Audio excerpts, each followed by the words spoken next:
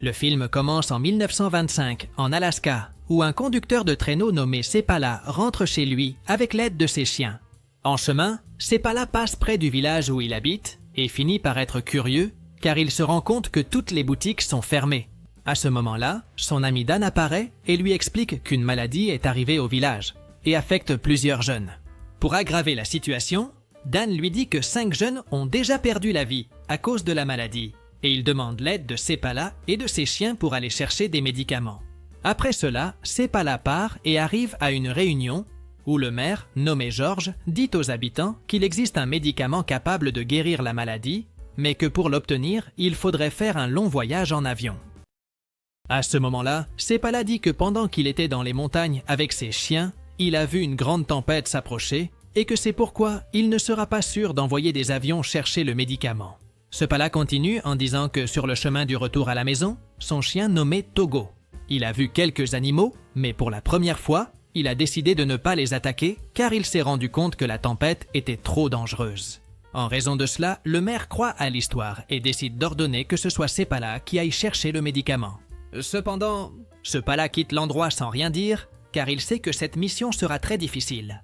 Dehors, Sepala voit la tempête s'approcher et lui ainsi que Togo commencent à s'inquiéter. Soudain, un médecin du village apparaît et demande à être conduit à l'hôpital. En arrivant sur place, le médecin prend congé. Et curieux, Sepala observe par la fenêtre les jeunes à l'hôpital et se rend compte qu'ils empirent rapidement. C'est pourquoi Sepala change d'avis et il décide de partir à la recherche du médicament pour sauver la vie des jeunes et de tout le village. Plus tard, pendant la nuit, Sepala appliquait de la cire sur son traîneau, se préparant à affronter un long voyage.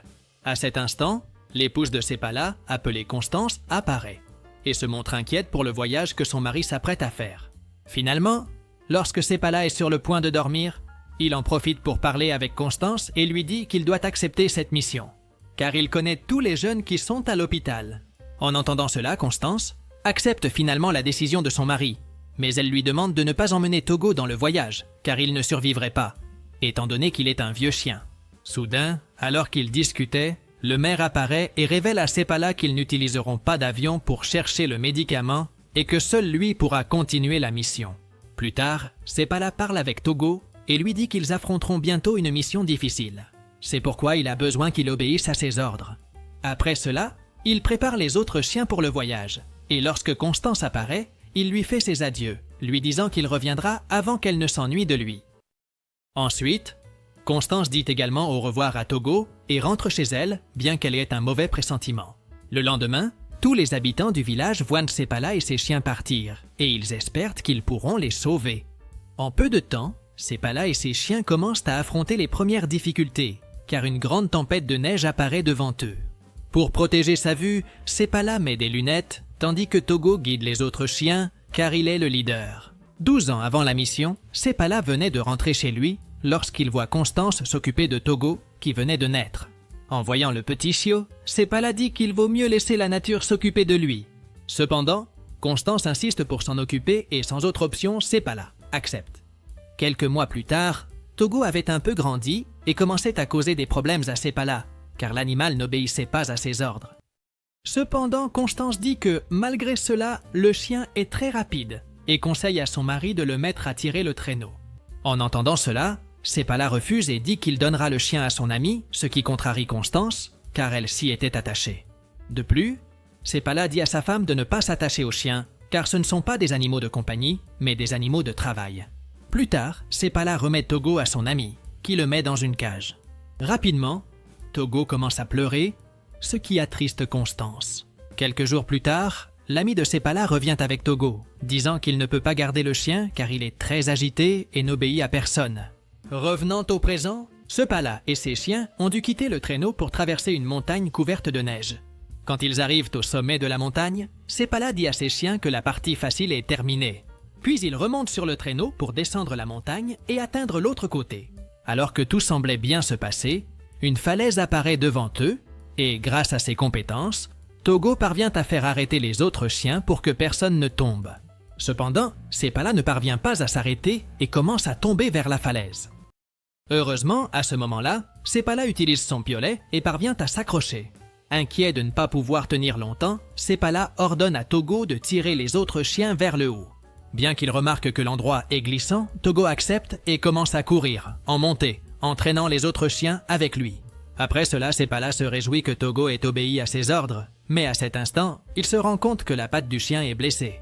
Plus tard, Sepala et les chiens arrivent chez des indigènes pour pouvoir soigner leurs blessures. À ce moment-là, Sepala se rend compte qu'une des indigènes s'occupe de Togo, et elle lui chante une chanson, c'est pourquoi il demande à son compagnon, appelé Amituk, la signification du chant. Amituk répond que la chanson sert à calmer le chien et qu'il ira bientôt mieux. Revenant dans le passé, Sepala enferme Togo dans un enclos et met des pierres pour qu'il ne puisse pas creuser et s'échapper. Ensuite, Sepala commence à entraîner les autres chiens et en voyant cela, Togo parvient à creuser le sol et s'échappe de l'enclos pour les rejoindre. Peu de temps après, Togo rejoint les autres chiens et commence à s'amuser avec eux, ce qui irrite Sepala, car il interrompait son entraînement. Soudain, à ce moment-là, Togo aperçoit des élans au loin et commence à courir après eux. Sans y penser à deux fois, les autres chiens suivent Togo, entraînant Sepala avec eux. En chemin, Sepala perd l'équilibre sur le traîneau et tombe dans un lac. Après être sorti de l'eau, Sepala se fâche contre Togo, et en rentrant à la maison, il commence à se disputer avec Constance, disant que tout est de sa faute. Après cela, Sepala enferme Togo dans un entrepôt, mais comme Togo est très astucieux, il trouve rapidement une sortie. Et après avoir grimpé sur des étagères et cassé des bocaux en verre, il parvient finalement à s'échapper par une ouverture dans le toit. Au loin, Constance voit Togo s'échapper et rit de la situation. Peu après, Togo rejoint les autres chiens, ce qui énerve à nouveau Sepala. De retour aux jours actuels, Sepala se prépare à continuer la mission de recherche du médicament et dit à Amituk qu'il prendra un raccourci pour arriver plus rapidement à l'endroit. En entendant cela, Amituk lui dit que ce raccourci est dangereux et que suivre la route normale est plus sûr. Néanmoins, Sepala avait déjà pris sa décision et demande à Amituk de rester à l'écart des autres personnes jusqu'à ce qu'il revienne avec le médicament. Pendant ce temps, à l'hôpital, les jeunes s'aggravaient de plus en plus. Et le médecin est inquiet car il sait qu'ils ne tiendront pas si le médicament n'arrive pas à temps. Plus tard, Sepala et ses chiens arrivent près du raccourci et voient un lac gelé. Sans option, Togo et les autres chiens commencent à courir, tirant le traîneau où se trouvait Sepala à travers la glace. Cependant, la glace commence à se briser rapidement, ce qui inquiète Togo et les autres chiens. En voyant cela, Sepala commence à faire un discours pour les motiver, leur disant de ne pas s'inquiéter et qu'ils sont de véritables champions. Et heureusement, les mots motivants fonctionnent et les chiens traversent la glace avec beaucoup de courage. Pendant ce temps, le maire du village écrivait une lettre pour les journaux, racontant que Sepala et ses chiens traversent une longue expédition dans la neige pour obtenir un médicament et sauver la vie des jeunes. Avec le temps, les habitants d'autres villes et pays commencent à s'intéresser à l'histoire et espèrent que Sepala et ses chiens réussiront à accomplir la mission. Revenant à Sepala, il parvient finalement à traverser le lac gelé et arrive à une autre maison pour se reposer. Sur place, le propriétaire parle avec Sepala, disant que d'autres avaient déjà visité sa maison et qu'il avait remarqué que les chiens avaient de l'inquiétude dans leurs yeux. Cependant, l'homme dit que le regard de Togo est différent et remarque qu'il est déterminé à accomplir la mission. En entendant cela, Sepala raconte qu'il a essayé de donner Togo 2 fois et cela lui rappelle le passé, lorsqu'il voyageait avec Constance pour remettre le petit chiot à un autre propriétaire. À ce moment-là, Sepala se rend compte que sa femme était contrariée et il commence à parler avec elle, lui disant que dans la vie, il a dû prendre de nombreuses décisions difficiles. L'une d'elles a été lorsqu'il vivait en Norvège, mais il a tout laissé derrière lui pour voyager en Alaska à la recherche d'or. Sepala continue en disant que pendant tout ce temps, il n'a trouvé aucun or et que son seul travail est de trouver des chiens qui peuvent l'aider.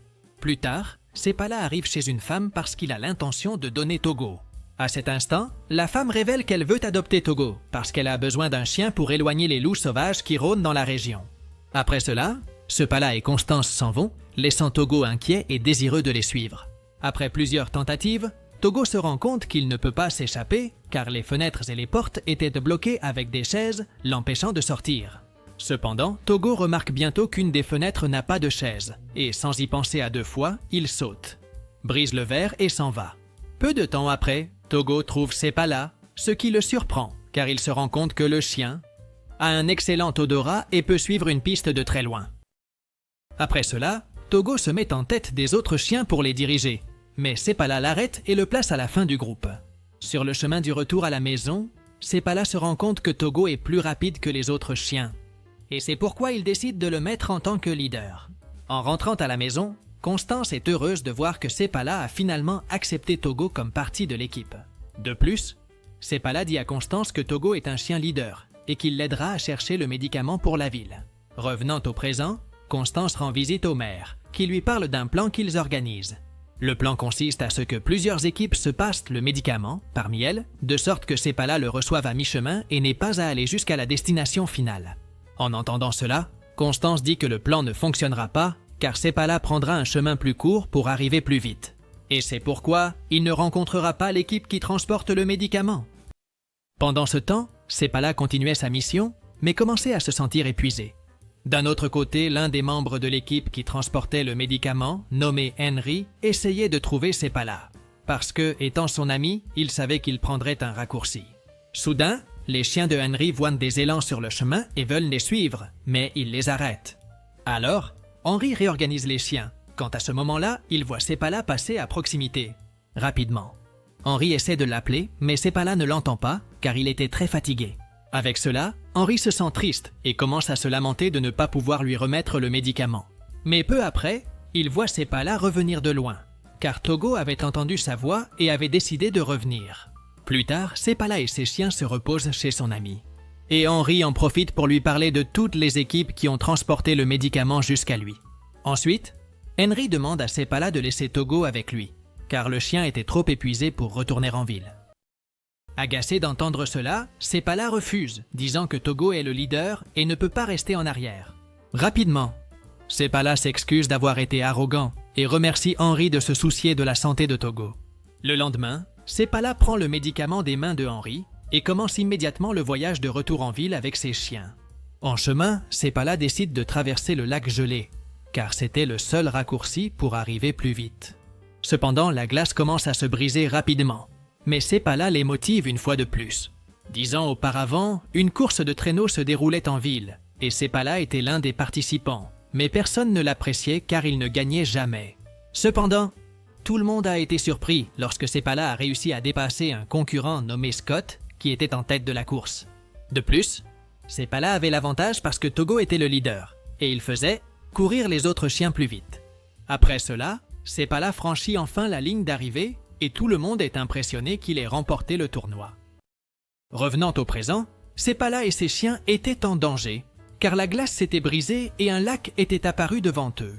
Cependant, Togo guide les autres chiens par un chemin différent pour pouvoir traverser la glace. À mi-chemin, le traîneau de Sepala se retrouve coincé, mais grâce à la détermination de Togo et des autres chiens, ils parviennent à le sauver. Après cela, il continue d'avancer et, à un certain moment, Sepala se réjouit de voir qu'il était sur le point de sortir du lac gelé.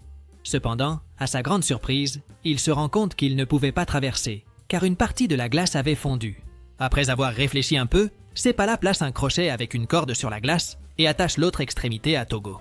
Ensuite, il lance Togo de l'autre côté et lui demande de commencer à tirer sur la corde. Avec toutes ses forces, Togo parvient à tirer la corde, rapprochant la glace et permettant aux autres chiens de traverser le chemin. Après cela, Sepala saute de la glace pour ne pas tomber dans l'eau et remercie Togo pour son aide. Plus tard, dans la nuit, Sepala arrive chez Amituk et sa femme et en profite pour se reposer.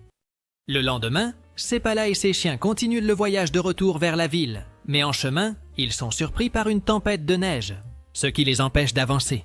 À ce moment-là, Sepala parle à Togo et lui demande de les guider jusqu'à la prochaine maison pour pouvoir se reposer.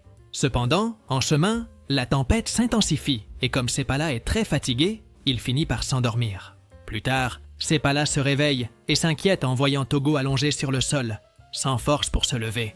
Heureusement, à ce moment-là, une équipe de secours apparaît et aide Sepala et ses chiens.